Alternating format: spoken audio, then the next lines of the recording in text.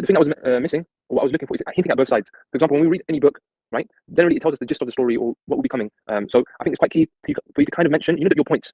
Your points for your arguments for, your points for your arguments against. Yeah. I think it's quite crucial that you just hint at them, or you just write them down sentence by sentence, that this is what my paragraphs will be about. This is kind of how you reel in a reader in anything, right? You kind of let them know what's coming up, and they're kind of intrigued and they're quite curious. Okay, in a few paragraphs time, I'm going to be reading this, and everyone loves to be prepared. Everyone loves to, to kind of know what's coming. They don't want to be on the edge. So, and that includes the examiner. Who we're trying to appeal, your teacher in this instance, who marked this paper, or myself, who'll be marking a paper of yours or question of yours. Sorry, not paper, a question of yours each week. You kind of want to reel us in and keep our attention focused, because we're human beings. We have lapses of memory and focus. So you kind of want to keep us reeled in as much as possible. And if you're telling me what's coming up, I'm kind of expecting that, or I'm looking forward to something, So what I want you to kind of understand is, maybe you've not been told this before, but again, look at it from the perspective of the examiner, whoever's marking your paper.